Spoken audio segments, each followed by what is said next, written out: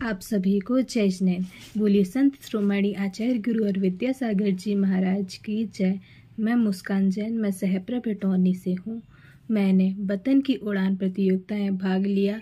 इस प्रतियोगिता में मैंने सोने की चिड़िया और लुटेरे अंग्रेज नामक पुस्तक पढ़ी और इस पुस्तक को पढ़ के मैंने भारत के इतिहास को जाना और मैंने जाना कि अंग्रेज़ों ने कैसे भारत को अपना गुलाम बनाया और कैसे भारतीयों पर अत्याचार किए।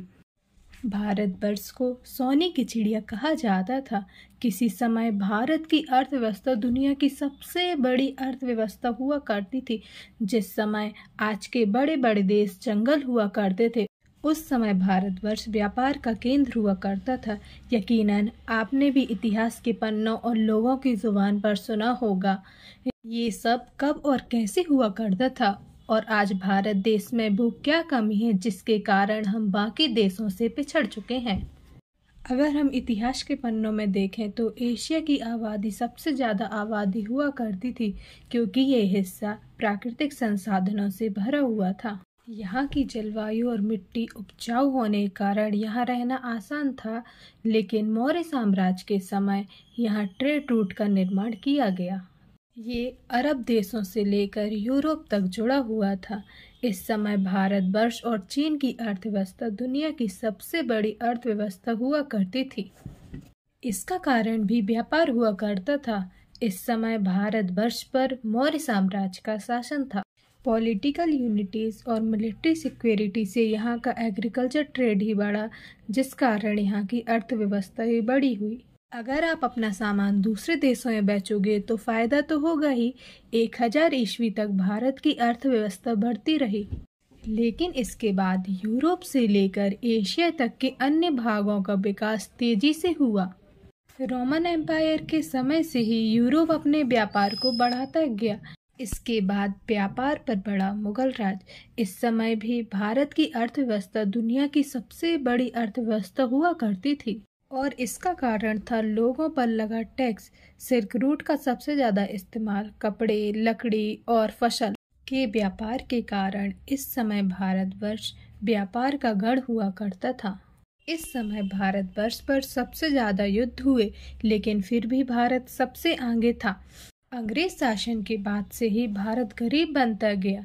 अंग्रेज शासन के पहले भारत व्यापार से पैसे बनाता था, लेकिन अंग्रेज शासन भारत के सामान को और इससे हुए फायदे को अपने देश ले जाती रही। कोई देश अमीर दो कारणों से होता है। पहला कि उसकी कितनी कमाई है, दूसरा कि उसके पास कितनी संपत्ति है। अंग्रेज शासन के पहले भारतवर्ष 2 भागों में तरक्की कर रहा था, लेकिन इसके बाद भारत की संपत्ति को लूटा गया और इसकी कमाई को अपने देश ले जाया गया। इस तरह से भारत इतना गरीब हो गया कि 1947 में देश तो आज़ाद हुआ, लेकिन देशवासियों के दिमाग को आज़ाद होने में समय लग गया। 1760 से लेकर 1840 तक यूरोप और अमेरिका में इंडस्ट्रियल रिवॉल्यूशन हुआ, यानी पुरानी ज़रूरतें कपड़ा फसल का ही नहीं बढ़ा, बल्कि ज़रूरत की और भी चीज़ों को बनाकर बेचा गया और संपत्ति को बढ़ाया गया। साल 1947 में भारत की जीडीपी 2.7 लाख करोड़ थी, जो आज 135 लाख करोड़ तक पहुंच गई। लेकिन हम प्रति व्यक्ति आय देखें तो इसकी बढ़ने की रफ्तार बेहद कम रही। यही कारण है कि भारतवर्ष को गरीब देश कहा जाता है। अब अंतिम भाग में आते हैं कि हम इसकी अर्थव्यवस्था को सबसे बड़ी कैसे बना सकते हैं। पुराने ज़माने की बात अलग थी और अभी की अलग है।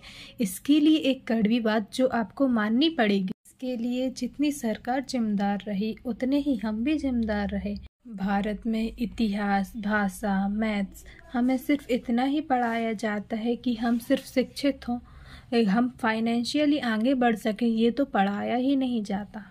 हर बड़ा देश व्यापार में आगे है और हम अपना पैसा बैंक में सेव करके ये सोचते हैं कि हमारा पैसा सेव है। आपको पता है महंगाई हर साल 6% बढ़ रही है और आपका पैसा बैंक में 4% का ब्याज मतलब 2% का नुकसान खा रहा है।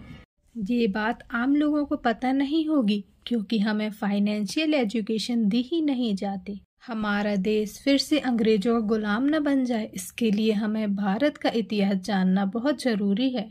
मैं बहुत बहुत धन्यवाद करना चाहती हूँ सौरभ भैया का कि जिन्होंने यह प्रतियोगिता रखी, जिससे मुझे भारत के इतिहास के बारे में जानने मिला। इंडिया नहीं, भारत बोलो। जय हिंद।